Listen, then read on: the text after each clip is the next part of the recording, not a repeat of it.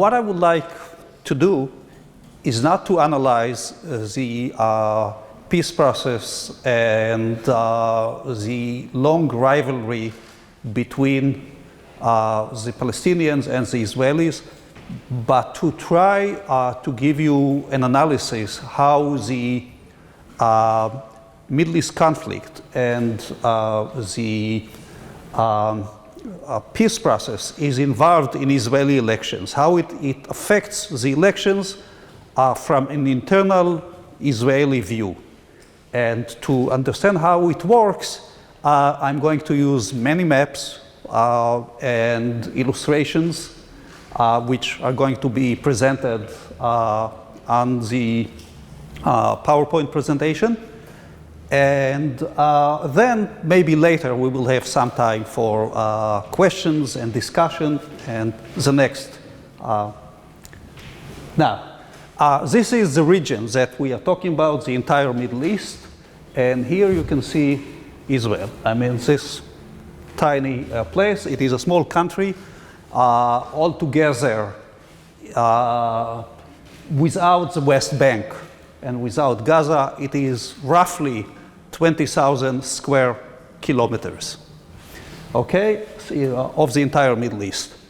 And we then move to the next one. Now, this is a map of Israel itself. And yeah, okay. So this is Israel proper.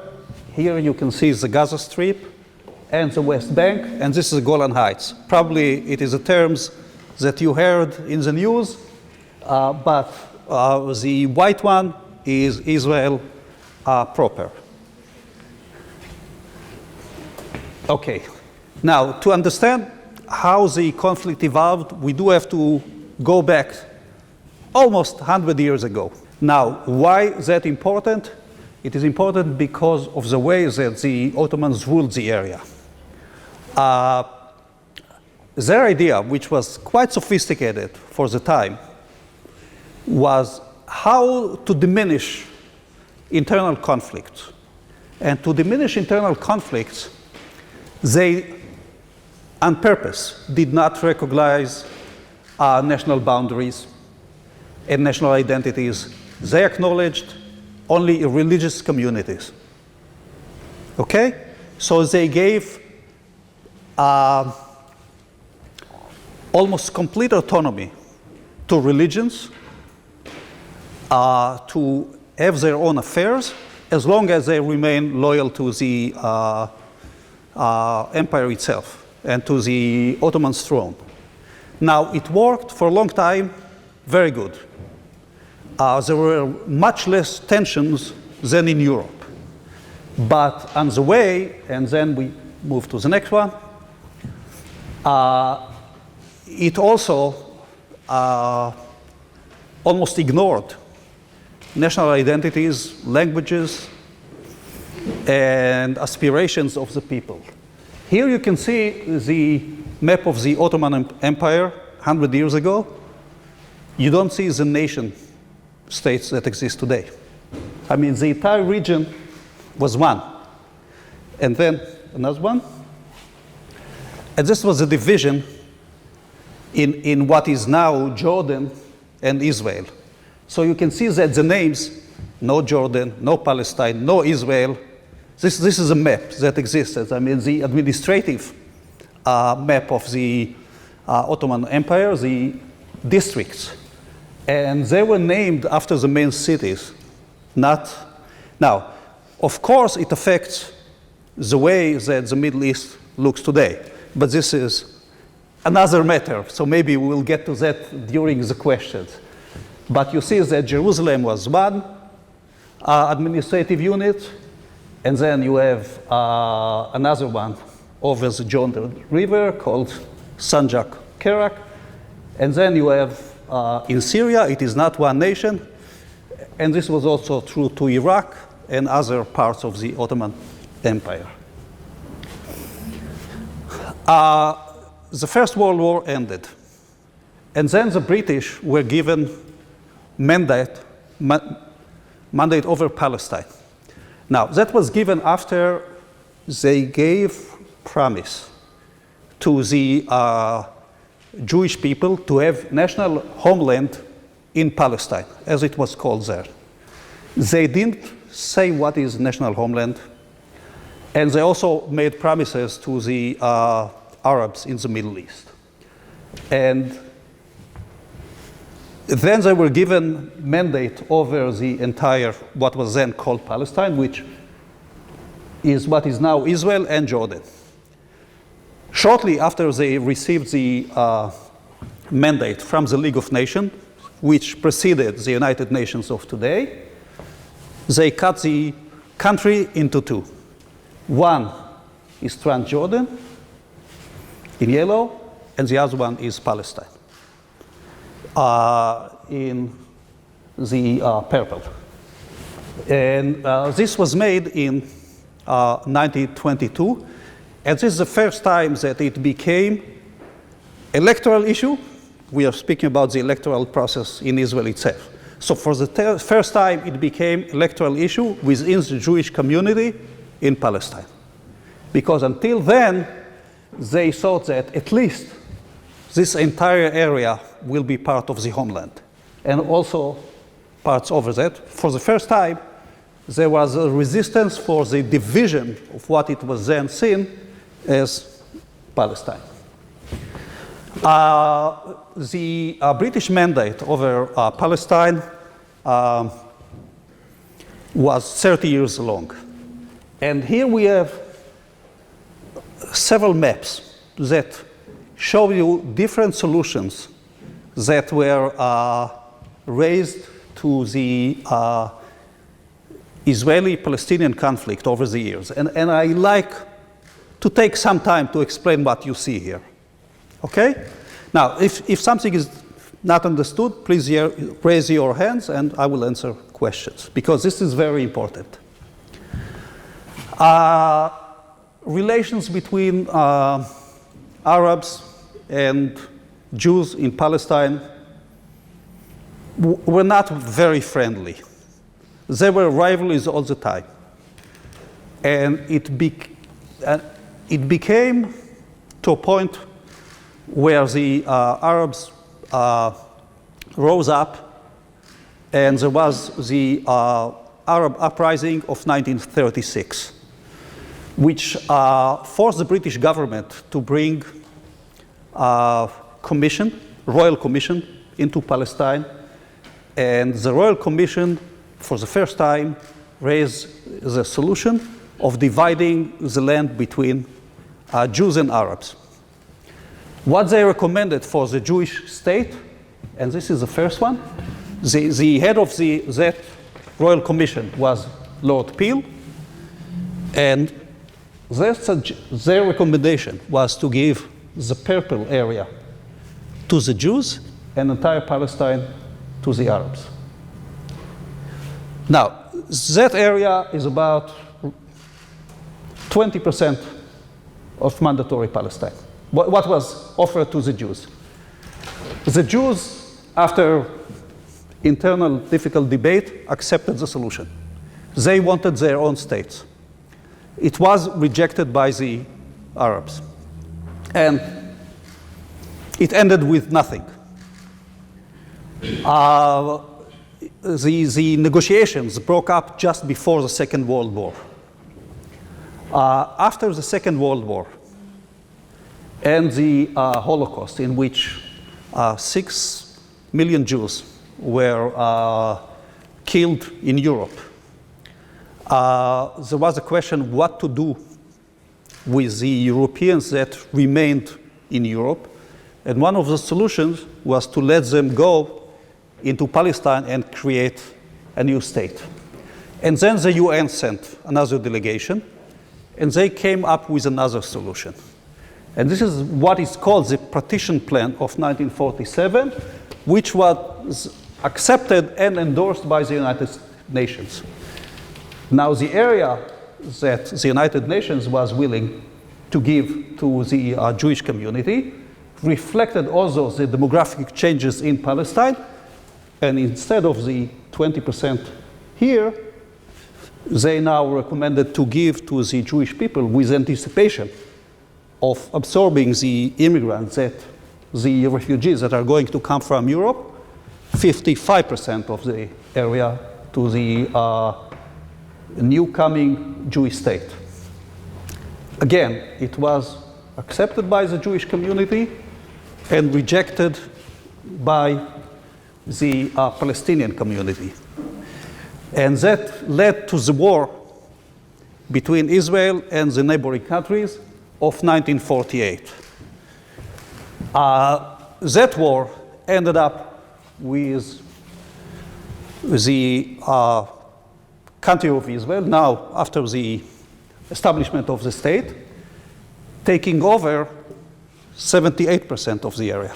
And this is the armistice line of 1949. So what we can see here is the different solutions that were very favorable to the Palestinians were rejected by them. They accepted by the Jews. It led to a conflict. After the conflict, the outcome was all the time that Israel became larger and with more area, and the conflict is unresolved. Now the last map is after the creation of Israel, and this is 1967, which we are going to come later. But again, another war, 19 years after the creation of Israel, and Israel was able to take over an area which was 4 times as bigger as Israel, the entire Sinai Peninsula, Gaza Strip, the West Bank, and the Golan Heights. So far for the historic background. Another one. Now this is another look at the armistice lines, the same map that you saw in the last slide, the third map. This is the line that existed between 1949 and 1967, before the 6 Days War. Why it is important? Because this is the area that is now recognized by the international community as legitimate part of Israel. Okay? And the negotiations now over there, if Israel is willing now, Israel is holding now parts of the West Bank and the Golan Heights. If Israel is willing to come back to these borders, it will be recognized by the entire international community, including the Arab nations. The issue is now, since it is holding that area, what to do, especially with the West Bank. Now, since we are talking about Israeli elections, we are moving now into explaining the Israeli political system. And I do have to say that between 1949 and 1967, territorial issues were not part of the internal dialogue, and they were not electoral issue at all. If the Arabs at that time would have agreed to sign peace treaties with Israel, it would have gone pretty fast, because there was no political issue. But to understand how it became a political issue, we do have to understand how the system worked. Unlike many countries, there is no electoral districts. Now, again, if you don't understand me and you do have questions, please raise your hand. I feel much more comfortable if you ask questions. Can I go on? Okay. The entire country is one electoral district, which means that it is very, very representative, because each party gets roughly its share among the entire population. And although it is very representative, it has other problems, which we will see how much we can tackle. Now, because the entire country is one district, we do have many parties. Because if you do have 3% of the vote, you are going to get 3% of the representation in the Knesset. And as you can see, you can count the numbers of parties that win seats in the Israeli parliament, the Knesset. So if I count well, now there are 12. Usually there are between 12 and 15 parties in each elections. And it is also means that in such multi-party system, no party is able to win the majority of the votes. It usually means that the Israeli government is going to be a coalition government that is formed after the elections, and on the night of the election, it is not clear who is won. What we see on the night of the elections is the relative size of the parties, and then people start to make calculations what would be the next coalition. And this is the form of the Israeli coalition of now. Each bloc is representing a different party. So you can see it is composed of several parties that all together they do have more than 50% of the votes in the parliament. There is a single House of Parliament. Now, as I mentioned before,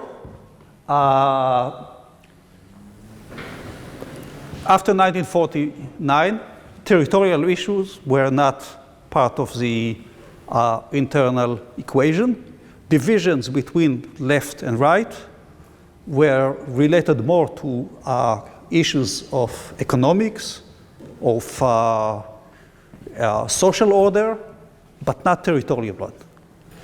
It was accepted that if the Arab countries are willing to sign agreement, Israel would be fine with the territory. Everything has changed in 1967 when the war erupted, and I'm not going to analyze the reasons for that war, but it changed the equation. Now, how that change affected the electoral map? You can see here that in all the electoral campaigns before 67, there was all the campaigns were won by one party. The biggest party is the Labour Party, which was then called Mapai. And Mapai had always a great margin from the second party, the second largest party. I mean, the numbers here tells you the difference in seats out of 120 Knesset seats, okay? So 27 here means that the largest party had 46 Knesset seats, and the second one, 19, and the difference is 27, and so on. And as you can see, right after, this are the first elections after 1967, when the territorial issue started to affect Israeli politics, but the Labour Party, who then came as the party identified with the victory of 67, was still the largest party. It was the first time that the largest party in Israeli history was very close to having complete majority. And it has a significant majority over the second one. But this was the last time that the margin was that great, because the next elections were held after another war of 1973, which at that time was regarded as a defeat for Israel, and the margin was shrunk for the first time to 12, and it led to complete reversal and change for the first time in the winning party in 1977, and since then, Israeli elections are very close. Okay, you can see sometimes the margin between the first and the second largest party is one parliament seat. So, but you can see it is pretty close until 2 or 3 months before the elections. it is very difficult to predict the outcome.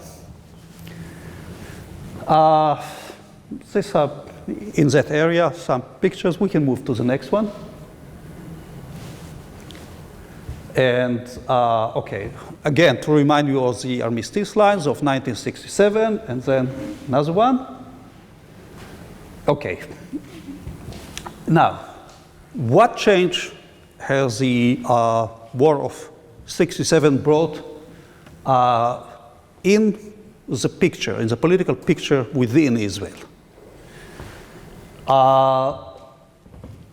For the first time, Israel found itself with a great territory, controlling over the entire territory, but it also found itself with the majority of the Palestinian people. So if before the war, the conflict was regarded as conflict between states, State of Israel and the neighboring Arab countries, it again came to the pre-1948 conflict between two communities. At the same time, Israel had what is called defensible border. It was much easier to defend the borders from outside attack if you see it on natural lines. The river here, the desert here, the mountains here. This was completely different strategic equation as related to what happened before. Now, this historic picture. Probably if you saw pictures from the 1967 war, this is one of the most recognized pictures. And here are the same soldiers in a photo taking 40 years later, on the same place. So the place remains the same, but the faces are different. Okay, and it tells you how, in a glimpse, what the conflict means. Now, and here we come to the what happened inside Israel. An unknown decision of the Israeli government, probably if that decision that we are aware of now would have been published back in 1967, the entire political picture would have been different. But it was not published. It was taken by the government, and they decided to keep it secret so they know what they have decided. They made a decision that they are willing to deal with the Palestinians. And not only with the Palestinians, but with the Arab countries. And if the Arab countries are willing to speak peace, then Israel is more or less willing to come back to the pre-war borders. But since that decision was not published, it affected the way that the Arab countries behaved and affected the way that the Israeli public behaved. And now we are coming first, you knew what to do it before, first to the Arab reaction. The Arab League convened 2 months after the war and took 3 decisions that are known as the 3 no's of Khartoum. No peace with Israel, no recognition of Israel, no negotiations with Israel. This was taken as a very bad sign. And especially right-wing groups between Israel decided to create facts on the ground that are going to make it to later government, going to make it difficult to make compromise of giving up the land. And since then, debate over what to do with the territories is a predominant factor of deciding Israeli elections. And there were 4 basic divisions or 3 basic solutions what to do with the territories.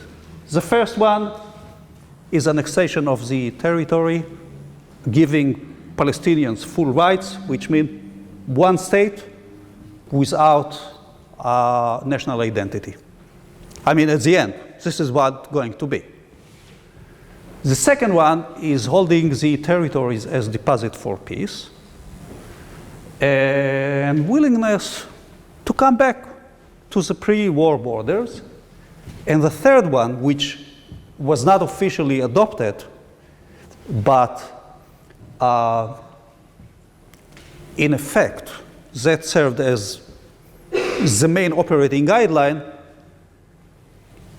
is to make a territorial compromise, to take part of the territory and give back part of it back if the Arab countries and the Palestinian people are willing to sit and talk peace. Since then, electoral campaigns are decided more or less according to how the peace process is moving. In 1973, a defeat in the war led to, for the first time, to a change of government. The peace with Egypt in 1977 made for the time the Likud party that signed the agreement as a very popular party and a party that can deliver peace in the future. One more. And since then, also the political spectrum has changed. What we have seen, especially in the 1980s, is different divisions than we have before. Before, the elections ended always with a party, with a clear winner of the elections. In the 1980s, we had two big parties that the main division between them was their position toward territorial concessions.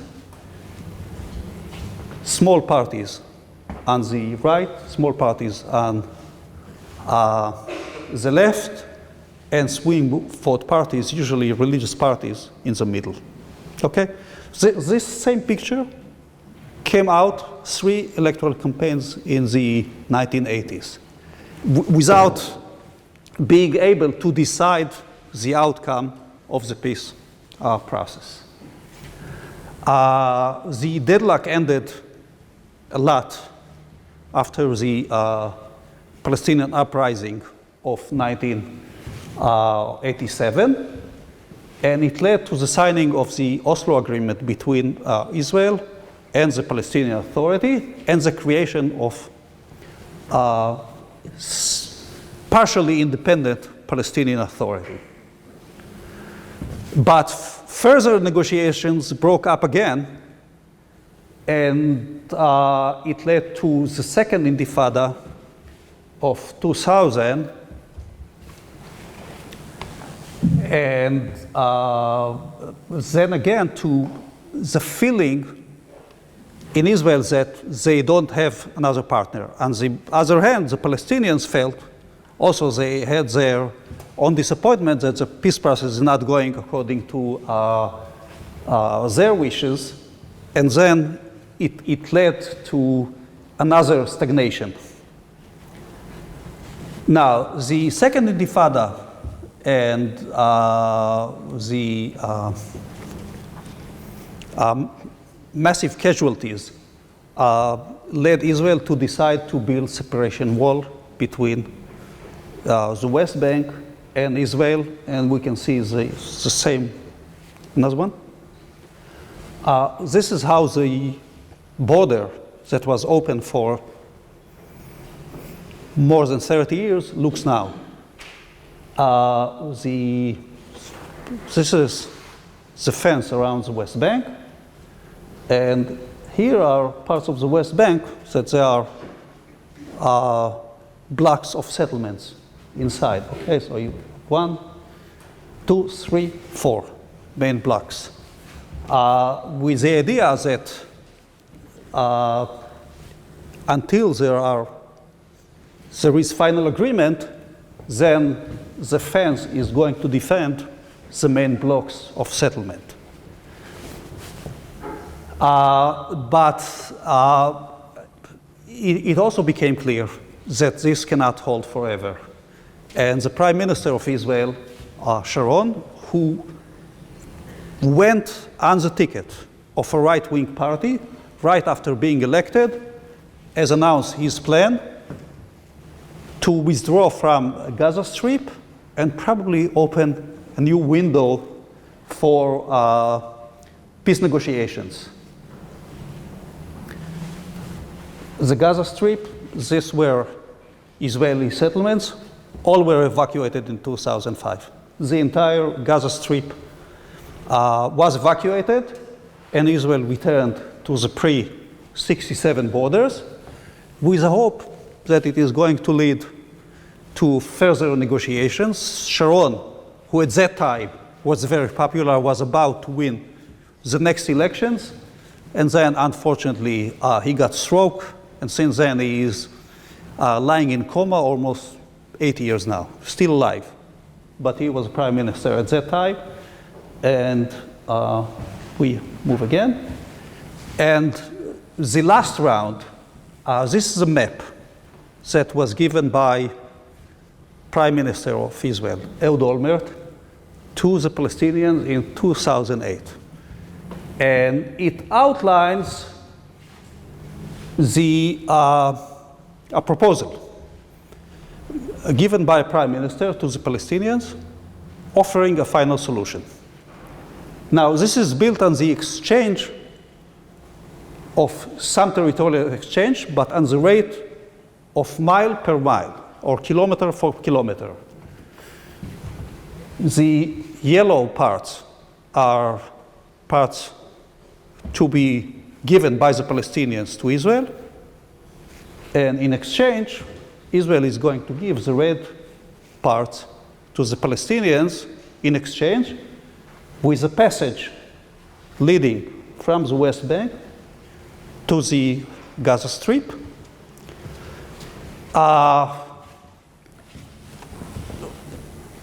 This proposal was again rejected by the Palestinians, and Olmert was defeated partly because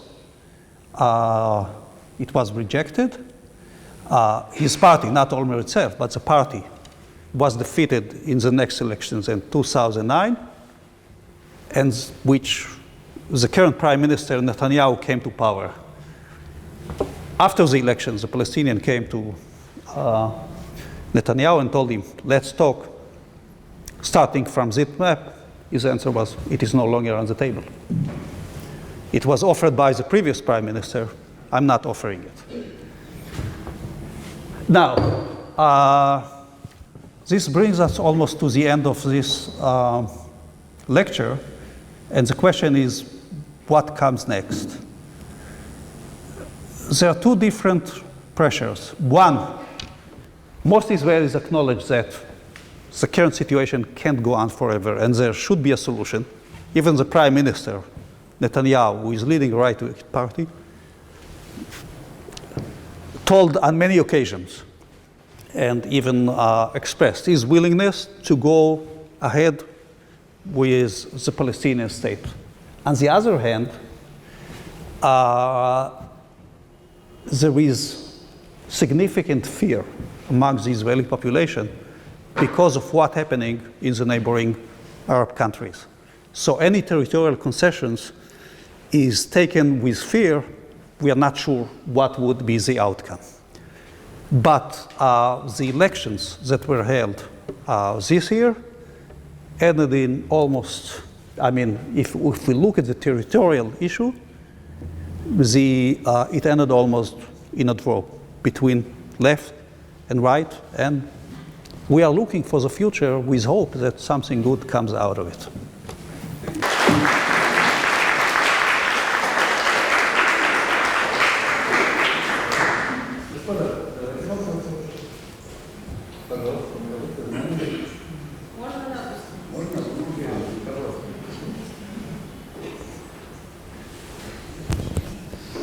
Первый вопрос. Профессор Hofnung, спасибо за интересную лекцию. И очень подробная информация о том, как развивались события на Ближнем Востоке и вокруг Израиля, по территориям и так далее. בישראל, במזרח התיכון. כן. И в этой связи вот мне бы хотелось узнать, как сегодня все-таки выглядят настроения в израильском обществе и в арабском обществе этого региона с точки зрения ожиданий мира. Все-таки это больше пессимистические настроения или есть оптимизм? И вот хотелось бы, может быть, если у вас есть информация. המצב הרוב של האוכלוסיות הערביות וישראליות לגבי המשך התהליך הן יותר אופטימיות או יותר פסימיות, ואולי יש לך מידע? И если можно, взвешенно, где больше оптимизма? В израильском обществе относительно возможности мирного регулирования или в арабском обществе? И почему, самое главное? איך אתה מעריך, האופטימיות יותר שייכת לחברה הערבית או לחברה היהודית בישראל, ולמה? Okay, I understand that you are going to translate. Actually, I'm going to be an interpreter, but maybe if you can go. Okay. Our population of Israel is probably the most optimistic and the one that is most affected by the negotiations, because for them, the solution of the problem is going to achieve two aims.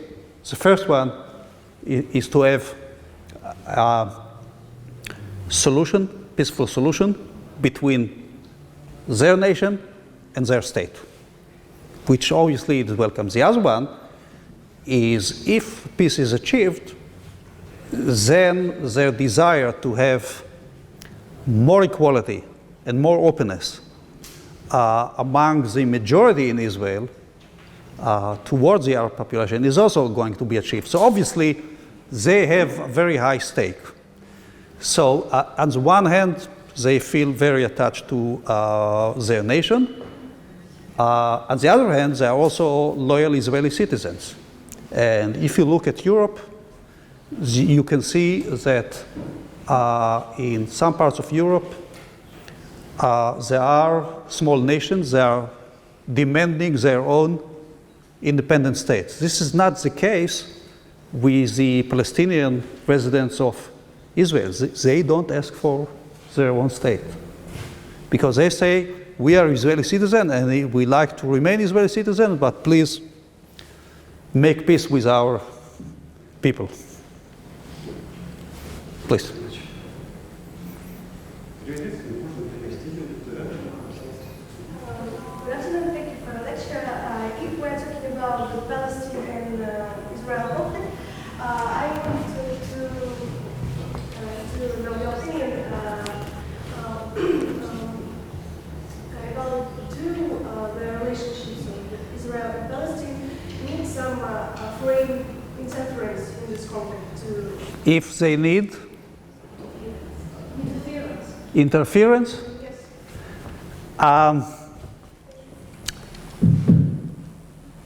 you know, it is difficult to answer, because nobody likes to call other nations to intervene in their own internal affairs. I mean, you bring guests to your house, you're not sure when they are going to leave. It is a problem. Now, whether the Israelis and the Palestinians can solve their own differences by themselves, let's hope so.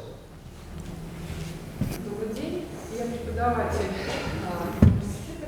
У меня два вопроса. Один вопрос как пожелание, второй уже дополнительный вопрос. Первое пожелание: нельзя ли вашу лекцию, хотя бы в кратком переводе, и с этими же слайдами выложить на сайте put your lecture onto the site of our university so that the students could get acquainted with the lecture and make a проблему, связанную и с Палестиной, и it is quite an honor to have a scientist from Israel to speak on the topic of problem in Israel for students who are interested in political issues. It is a kind of wish from our lecturers to you, if it is possible to accomplish. And the second question is connected with the problem concerning the problem. Is the confrontation problem on the territory of Syria? Can the problem in Syria influence the balance between Palestinian and Israeli territories? how much can it influence and how possibilities to improve the situation concerning Syria in this connection? Okay. Now, I like to think favorably about your wish to have the presentation. And to answer your question, the problem in Syria is going to affect the peace negotiations. I would say that if a peaceful solution is going to be found to the Syrian questions, it is going to affect the Palestinian-Israeli negotiations.